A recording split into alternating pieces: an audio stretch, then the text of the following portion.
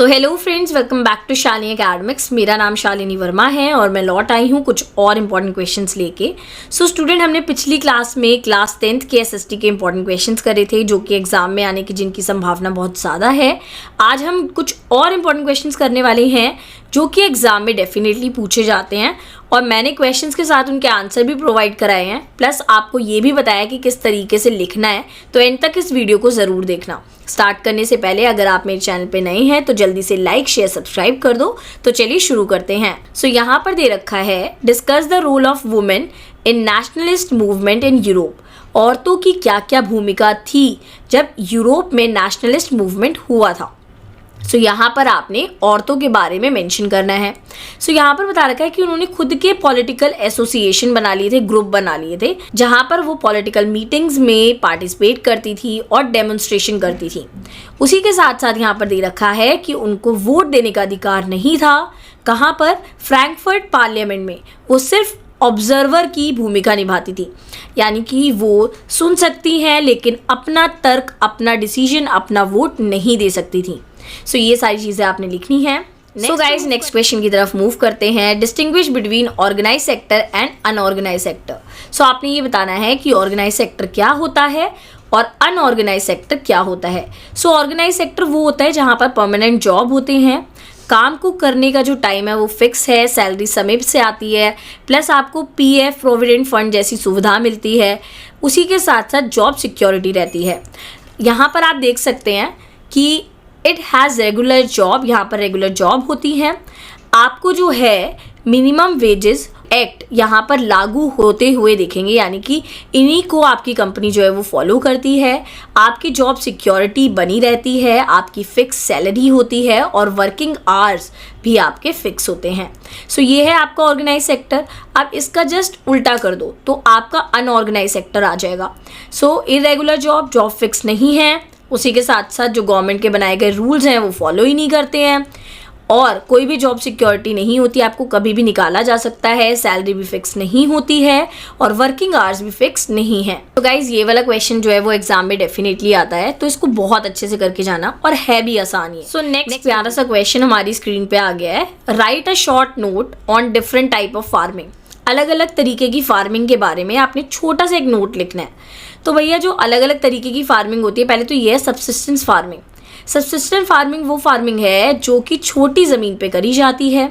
उसी के साथ साथ प्रिमिटिव टूल्स का इस्तेमाल होता है, यानी कि पुराने ज़माने में जो टूल्स होते थे उनका इस्तेमाल होता है, यानी कि इंसान जो है खुद को बैल बना के खेत को जोतेगा और पुराने टूल्स का इस्तेमाल करके खेती होगी। कोई भी ट्रैक्टर, कोई भी एडवांस टेक्नोलॉजी का यूज़ इसमें नहीं होता है।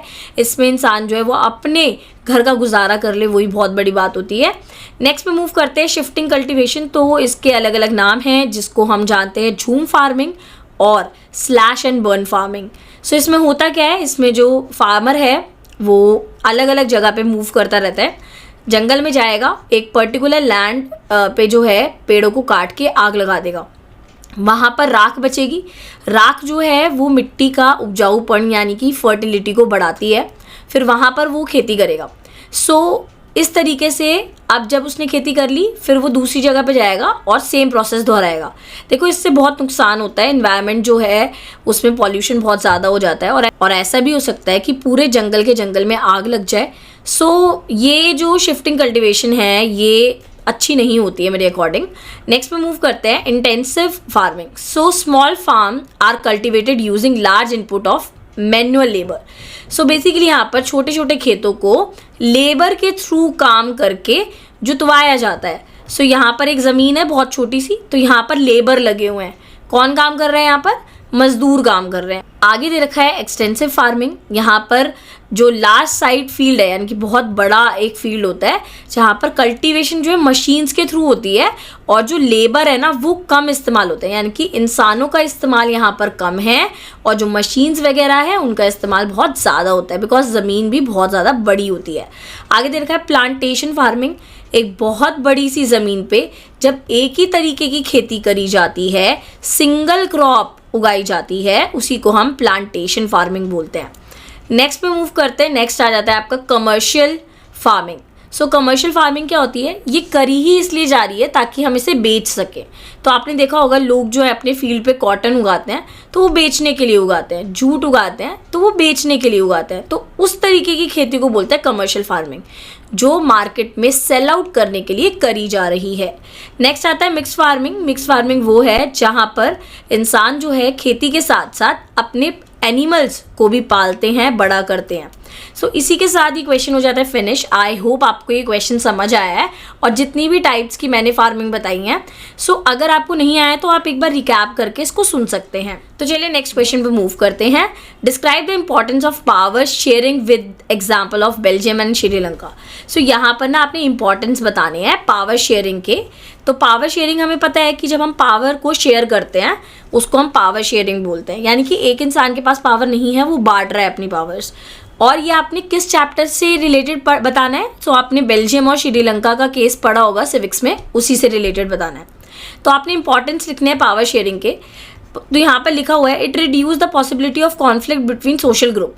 सो यहाँ पर जो लड़ाई झगड़ा है अलग अलग ग्रुप के बीच में, पावर बांटने की वजह से वो नहीं होता, यानी कि लड़ाई झगड़ा, कॉन्फ्लिक्ट, समस्याएं कम हो जाती हैं अगर पावर को बांट दिया जाता है। और नेक्स्ट पॉइंट में दे रखा है it ensures stability in political order.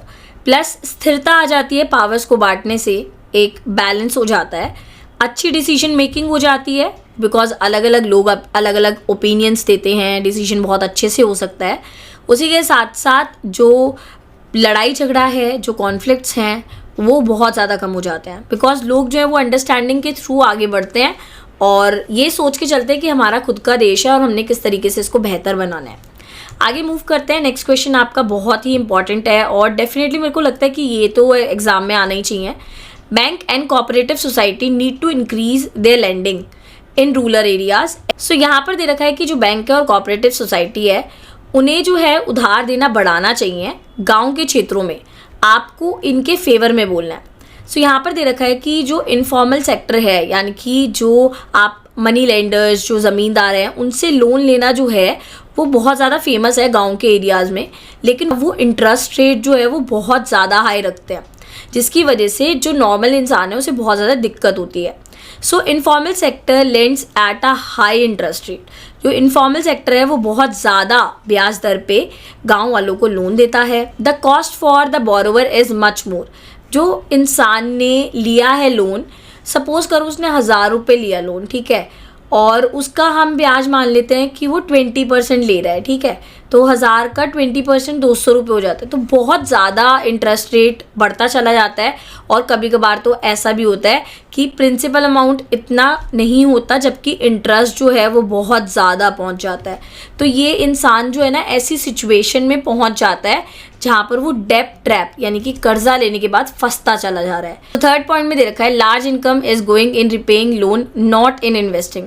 So basically ज़्यादातर जो उनकी आमदनी है वो लोन को रीपे करने में चली जाती है, जबकि वो कुछ भी अमाउंट इन्वेस्ट नहीं कर पाते हैं। तो इसीलिए बहुत ज़रूरी है गाँव के क्षेत्रों में प्रॉपर बैंक हो, कोऑपरेटिव सोसाइटी हो जो इनके लिए भी सोचे। आगे मूव करते हैं। एक और क्वेश्चन है जो कि बहुत ही अच्छा क्वेश्चन है, उसे भी देख लेते हैं। तो नेक्स्ट क्वेश्चन को भी देख लेते हैं एक बार। Why are most of the people in India still dependent on informal sector of credit for loan? आज भी बहुत ज़्यादा लोग जो हैं इंडिया में वो इनफॉर्मल सेक्टर पे ही डिपेंडेंट है। सो बेसिकली यहाँ पर गांव के बहुत ही कम ऐसे क्षेत्र हैं जहाँ पर बैंक देखने के लिए मिल पाते हैं।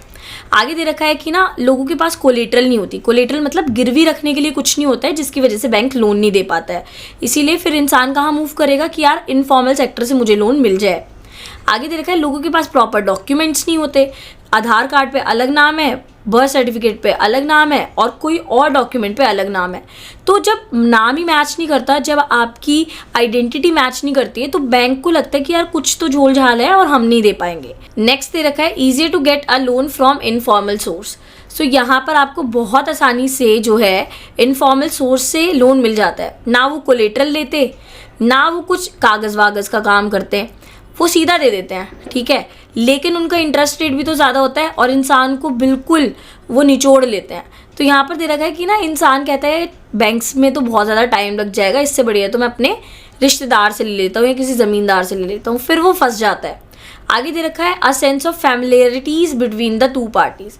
तो वही है, फिर रिश्तेदार अगर दिख रहा होता है सामने कि हाँ यार इसके पास है पैसा, हमारा रिश्तेदार भी है, चल इसी से ले लेता हूँ, लेकिन वो जो रिस्पेक्ट होती है दोनों के बीच में, या जो आपका इंटरेस्ट रेट है वो बहुत ज़्यादा होता है, जिसकी वजह से प्रॉब्लम्स तो होती हैं। सो इसीलिए जो है इन सब फैक्टर्स की वजह से लोग इनफॉर्मल पे ज़्यादा डिपेंडेंट होते हैं as compare to formal. So guys इसी के साथ ये इंपॉर्टेंट लेक्चर हो जाता है फिनिश। आई होप आपको ये समझ आया होगा। If you have any query, any doubt, you can ask me in the comment section below. So guys, if you really like my videos, please press the bell icon given below. Do like, share and subscribe my channel and keep supporting. Thank you guys.